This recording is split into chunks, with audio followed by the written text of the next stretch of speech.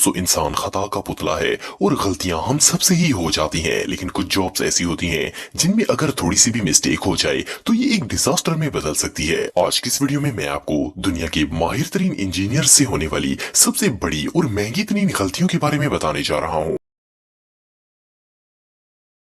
Walt Disney concert hall, दोस्तों ये जो अनयूजुअल स्ट्रक्चर आप देख रहे हैं ये लॉस एंजलिस कैलिफोर्निया में वाक़या है। ये बिल्डिंग स्ट्रक्चर इतना यूनिक है कि इसे देखकर कोई भी हैरान हो जाएगा। इसे एक आर्किटेक्ट इंजीनियर फ्रैंक गैरी ने 2003 में डिजाइन किया था। इस बिल्डिंग की दीवारों को स्टेनलेस स्टील से बनाया गया था जो कि धूप में अपना कलर भी चेंज करती है। वैसे तो इस इमारत की लुक फैंटास्टिक है, लेकिन इसे बनाने के कुछ ही दिनों बाद इर्द गिर्द रहने वाले लोगों की कंप्लेंट्स आना स्टार्ट हो गई कि इन स्टील की दीवारों से धूप टकराकर ऐसी गर्मी पैदा करती है कि लोगों का जीना हराम हो गया था। इस बिल्डिंग को बनाने पर $274 मिलियन खर्च किए गए थे, पर इसके आसपास रहने वाले लोग इन स्टील की दीवारों की वजह से अपनी विंडोज को भी ओपन नहीं कर सकते थे। जब गवर्नमेंट को बहुत ज्यादा कंप्लेंट्स गई तो अथॉरिटीज ने ऑनर को वॉल चेंज करने का ऑर्डर दे दिया। इस बिल्डिंग की 370 मीटर दीवारें जो कि रेजिडेंटल साइड पर आती थी, इन्हें रिस्टोर करके सैंड प्लास्ट कर दिया गया, जब जिस पर 2 करोड़ 77 लाख से भी ज्यादा पैसा खर्च हो गया। हायत रेजेंसी होटल, दोस्तों अगर आप किसी मॉल या होटल की बिल्डिंग में गए हो तो आप जानते होंगे कि वहां लोगों के चलने के लिए रास्ता बनाया जाता है जो कि फर्स्ट फ्लोर से लेकर टॉप फ्लोर सब में ही मौजूद होता है। ये जो होटल आप देख रहे हैं ये अमेरिका के इलाके कैनसस में वाक़या है। जुलाई 1981 में जब इस होटल में एक फंक्शन चल रहा था तो बिल्डिंग के 2 वॉकिंग वेज टूट गए और कंक्रीट सीधा नीचे मौजूद लोगों पर आ गिरी। अनफॉर्चुनेटली इस हादसे में 114 लोग मारे गए और 226 लोग बुरी तरह जख्मी हुए। ये अमेरिकन हिस्ट्री के सबसे डेडलीस्ट मैन मेड फेलियर्स में से एक था। जब इस केस की इन्वेस्टिगेशन की गई तो पता चला कि इन वॉकवेज को होल्ड करने के लिए जो सपोर्ट दी गई थी वो लोगों का तो दूर इस कंक्रीट का भी वजन बर्दाश्त नहीं कर सकती थी। इस हादसे के लिए आर्किटेक्ट इंजीनियर्स को ब्लेम किया गया क्योंकि ये 100% डिजाइन फेलियर था। ये वॉकवेज एक दूसरे के ऊपर बने हुए थे और जब ये ऊपर वाला हिस्सा टूटा तो नीचे मौजूद लोगों पर कंक्रीट गिरी, फिर वो दूसरा हिस्सा भी टूटकर सीधा फ्लोर पर जा लगा। गुना गिरन ब्रिज, दोस्तों आप सबने बहुत से ऐसे ब्रिज देखे होंगे जो कि किसी दरिया के ऊपर बनाए जाते हैं ताकि लोग गाड़ियों को पानी के पार लेकर जा सकें। मोस्टली ऐसे ब्रिज बिल्कुल स्ट्रेट होते हैं, लेकिन क्या आपने कभी इस तरह का अनयूजुअल ब्रिज देखा है? ये जो यूनिक सर्कल ब्रिज आप देख रहे हैं ये उराग्वाय में वाक़या है। सोचने की बात यह है कि इंजीनियर्स ने नॉर्मल ब्रिज की तरह इसका रोड स्ट्रेट क्यों नहीं रखा?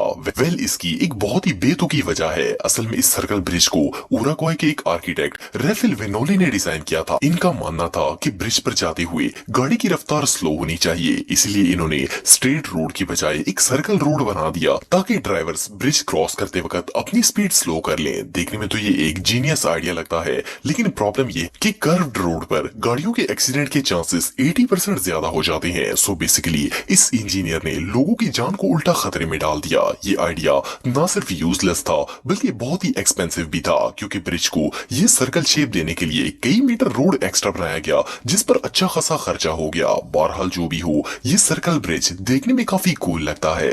हानशिन एक्सप्रेसवे, दोस्तों ये जो ब्रिज रोड आप देख रहे हैं ये हानशिन एक्सप्रेसवे है जो कि जापान के इलाके कोबी में वाक़या है। ये रोडवे इस शहर का मेन ट्रांसपोर्टेशन सिस्टम है जो कि कोबी को ओसाका शहर से मिलाता है। देखने में ये एक्सप्रेसवे बिल्कुल परफेक्ट लगता है, लेकिन जनवरी 1995 में जापान के इस शहर में सिर्फ 20 सेकंड के लिए जल्जला आया था और इस जल्जले की वजह से ये पूरा का पूरा एक्सप्रेसवे टूटकर जमीन पर गिर गया था। पहले तो सबको लगा कि एक नेचुरल डिजास्टर है, लेकिन जब इसके स्ट्रक्चर को इन्वेस्टिगेट किया गया तो पता चला कि इसे इंजीनियर्स ने सही से बनाया ही नहीं था। असल में इस एक्सप्रेसवे को जल्जले से बचाने के लिए डिजाइन ही नहीं किया गया था, इसीलिए ये चंद सेकंड भी सरवाइव नहीं कर सका और इनसफिशिएंट शेयर कैपेसिटी होने की वजह से कोलैप्स हो गया। वेल इंजीनियर्स की इस मिस्टेक की वजह से न सिर्फ माली नुकसान हुआ बल्कि कई लोगों की जान भी चली गई। इसे रीबिल्ड करने में 1 साल का वक्त लगा और इसे बनाने के लिए जापानी गवर्नमेंट को $4.6 बिलियन खर्च करने पड़े। चार्ल्स डी ग्वाले एयरपोर्ट, दोस्तों एयरपोर्ट दुनिया की हाईली प्रोटेक्टेड प्लेसेस में से एक है। खास करके इंटरनेशनल एयरपोर्ट्स को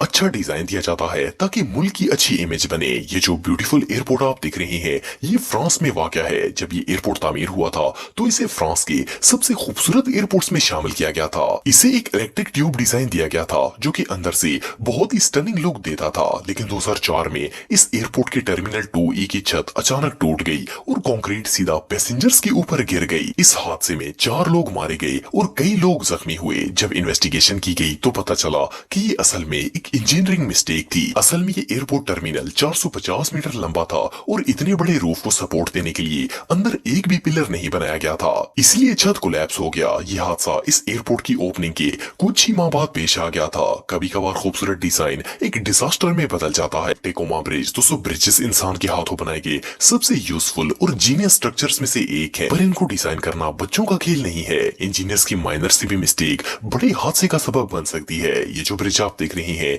ये टेकोमा ब्रिज है जो कि अमेरिका के इलाके वॉशिंगटन में मौजूद है। इस ब्रिज को 1940 में बिल्ड किया गया था। ये एक सस्पेंशन ब्रिज था जिसको ह्यूज केबल्स के सहारे खड़ा किया गया था। लेकिन टेकोमा ब्रिज की ओपनिंग के सिर्फ 4 ही महीने बाद इस इलाके में तेज हवा चली और ये पुल बुरी तरह शेक होना स्टार्ट हो गया। ये सीन इतना टेरिफाइंग था कि इसे देखकर ही डर लग जाता है। वेल ये ज्यादा देर तक इन हवाओं को बर्दाश्त नहीं कर सका और कुछ ही देर बाद ये दरमियान से टूटकर दरिया में गिर गया। लकीली इस हादसे में किसी की जान नहीं गई। इंजीनियर्स ने इसे बनाते वक्त हवा की फोर्स के बारे में सोचा ही नहीं। इसे कोई एडिशनल सपोर्ट नहीं दी गई थी जिसकी बदौलत ये झूलने से बच पाता। 1940 में इसे बनाने पर $6 मिलियन खर्च किए गए थे जो कि उस दौर में एक बहुत बड़ी रकम थी। एनीवे इंजीनियर्स का ये डिजाइन बुरी तरह फेल हो गया। Tropicana fail. दोस्तों दुनिया में जितने भी स्टेडियम्स बनाए जाते हैं वो सब के सब रूफलेस होते हैं, लेकिन क्या आपने कभी ऐसा स्टेडियम देखा है जिसकी छत हो? ये जो अनयूजुअल स्टेडियम आप देख रहे हैं ये सेंट पीटर्सबर्ग फ्लोरिडा में वाक़या है। ये असल में एक बेसबॉल स्टेडियम है जिसे 1990 में बनाया गया था। हैरानगी की बात यह है कि इसे बनाने वाले इंजीनियर्स ने इतने बड़े स्टेडियम को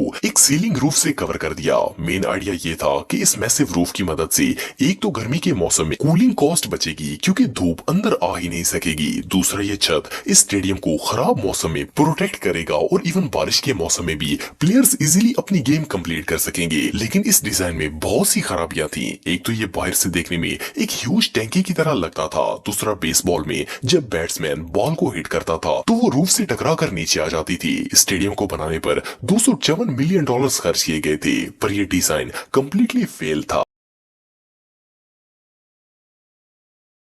सब्सक्राइब करें और बेल आइकन को दबाएं इंफॉर्मेटिव वीडियो सबसे पहले देखने के लिए।